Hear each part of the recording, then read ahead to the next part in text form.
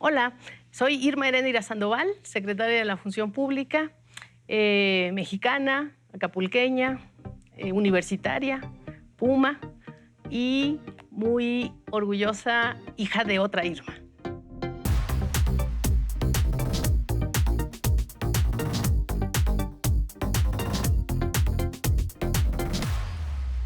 Muchísimas gracias por venir hoy, Irma Heréndira. Muchas gracias a ti por la invitación, Katia.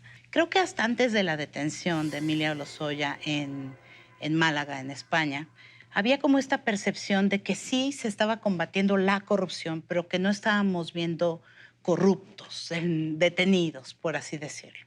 Mi pregunta es, empieza con Lozoya, supongo, no termina con Lozoya. Sí, efectivamente, la captura del señor Lozoya es histórica en términos de lo que significa, porque me parece que lo que estamos hoy combatiendo en México, todos, empezando por el presidente de la República y toda la sociedad, es la corrupción estructural, es la complicidad, es, como bien dice el presidente de la República, barriendo las escaleras de arriba hacia abajo. Y ahí es donde tenemos el apoyo más importante, que es el apoyo de la ciudadanía. Y en este caso, hoy es condenada la corrupción estructural, es decir, esa corrupción de complicidades, esa corrupción de la asignación de un contrato millonario con un diezmo entregado, la corrupción en términos del conflicto de interés, la corrupción del abuso de poder. Y eso ya nadie lo tolera. México cambió hace mucho. Pero en este momento, en el cambio histórico de la presidencia del licenciado Andrés Manuel López Obrador, México ya no tiene tolerancia a esas formas de abuso de poder. Pero además de esto está el tema de lo que tú has llamado la hermana siamesa de la corrupción, que es la impunidad. Una frase que te escuché a ti, por cierto, que me parece muy clara. ¿Qué estamos haciendo para lograr que además representa un ejemplo social y que creo que inhibiría muchos actos, ¿no? Efectivamente, creo que una vez más el ejemplo del exdirector general de Pemex constituye un gran paso adelante en el combate a la impunidad. Desde la función pública, como tú recordarás, inhabilitamos al señor Lozoya desde el 22 de mayo de 2019 y precisamente desde ese mes es que se empezaron a generar las condiciones para su captura final. Congelar cuentas, la porque orden se de aprehensión. congelaron las cuentas inmediatamente después de nuestra inhabilitación y después se procedió a la orden de aprehensión y evidentemente él se dio a la fuga.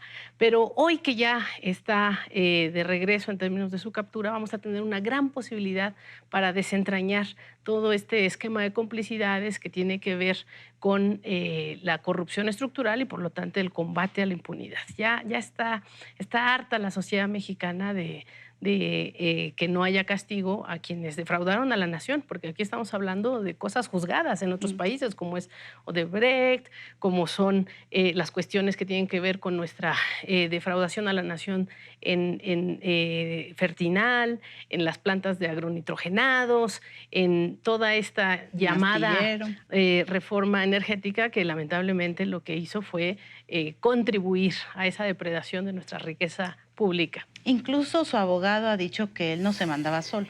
O sea, ¿tú tendrás varias carpetas de investigación ya abiertas sobre altos funcionarios del sexenio pasado? En la función pública tenemos varias carpetas abiertas, obviamente. ¿De qué nivel? De los más altos niveles, evidentemente, sabes que todas se rigen bajo el debido no me proceso. puedes decir a quién, obviamente. Así es, pero sí estamos dando pruebas muy claras de que esta administración es una administración transparente. Y cuando se puede, se da la información. Entonces ya daremos la información de esto que me preguntas en su momento. Hace unos días también presentaste tu informe anual de labores.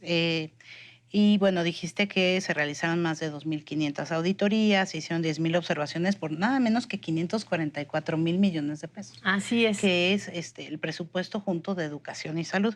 Pero destacaste un tuit de un caso, un costo por errores constructivos por 1.442 millones de pesos en la obra de ciertas carreteras. O sea, Gerardo Ruiz Esparza debe preocuparse. Bueno, todos los que defraudan a la nación y que saben que tienen alguna cuestión involucrada en estas defraudaciones. No fue mi informe anual, sino el primer informe de fiscalización de la función pública, lo cual es histórico, Katia, porque nunca antes la función pública se había comprometido con informar de sus auditorías. Y nosotros tenemos una visión diferente de la auditoría. La auditoría ya no es nada más coercitiva, para que se pongan preocupados los funcionarios, sino sobre todo colaborativa, preventiva, de control previo.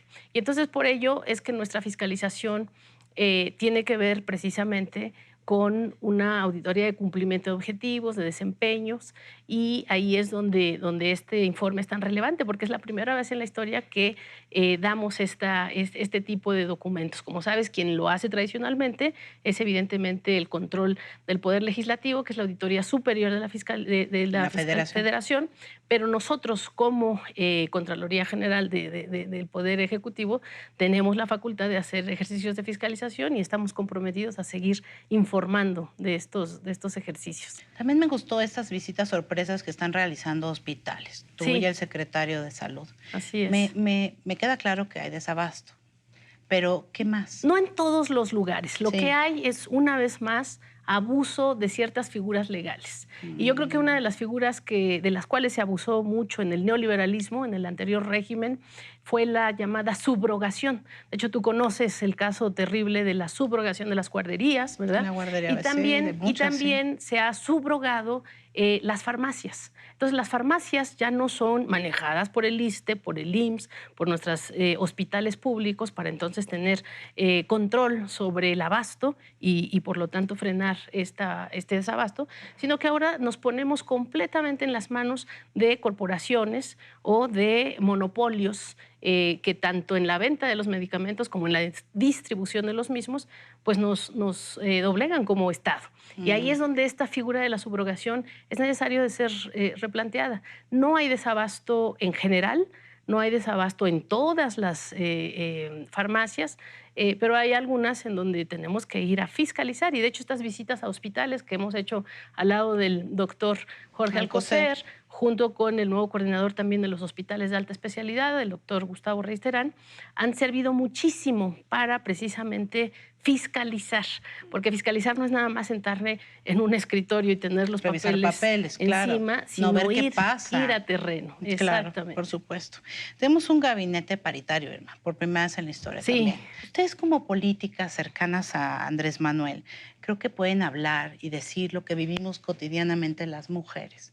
Y que yo te he visto vivir porque te conozco desde hace muchos años.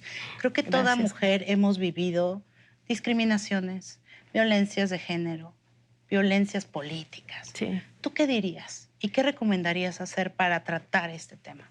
Sí, yo estoy de acuerdo contigo. Creo que ser mujer abre retos muy importantes, pero también creo que hemos dado pasos increíbles en esta nación respecto de nuestras anteriores generaciones, y precisamente porque nuestras madres y las anteriores generaciones abrieron tantas brechas en ámbitos tan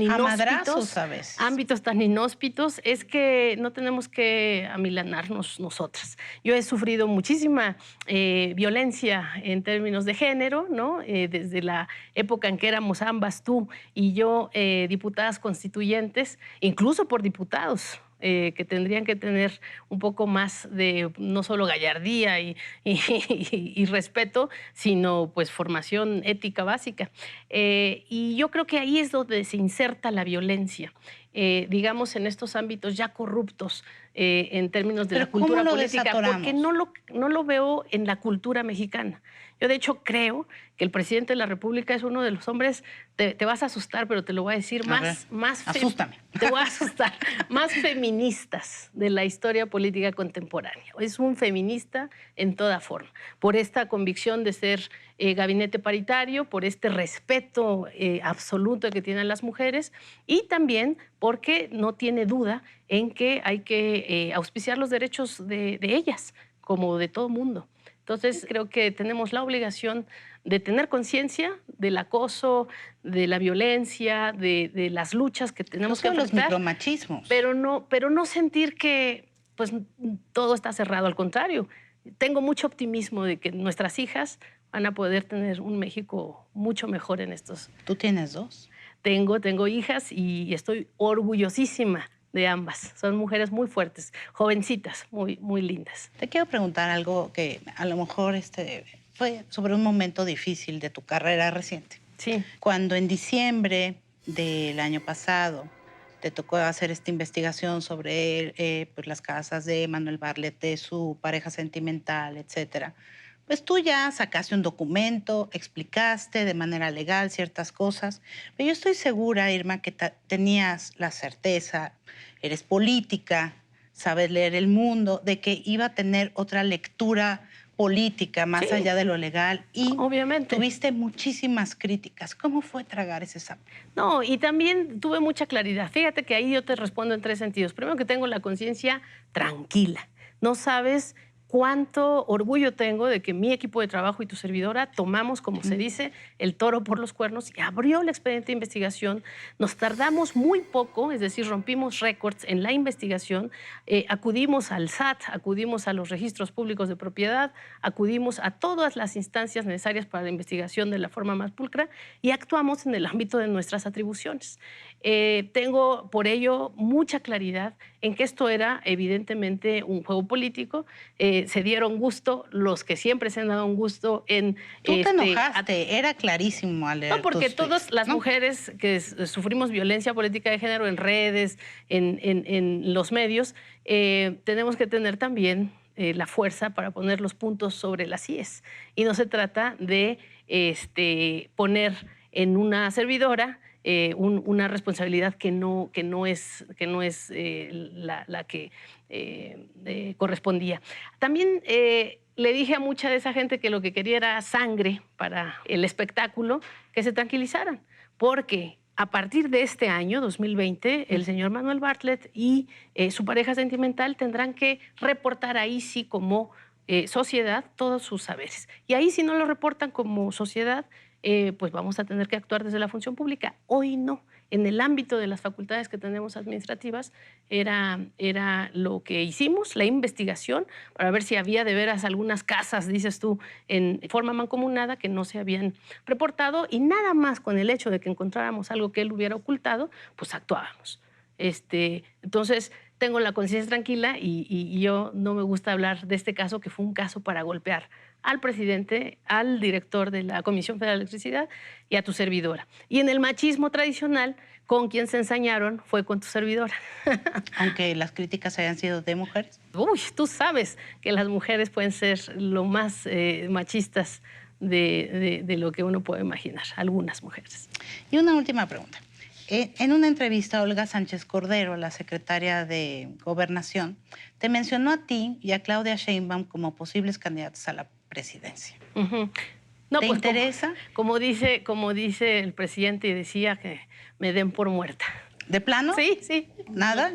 No, yo estoy muy interesada en mi contribución desde lo que sé, que es luchar contra la corrupción, luchar contra la impunidad. ¿Gobernadora Guerrero? Tampoco, por muertísima ahí. Muchas gracias por venir. A ti, muchísimas gracias. Muchas gracias.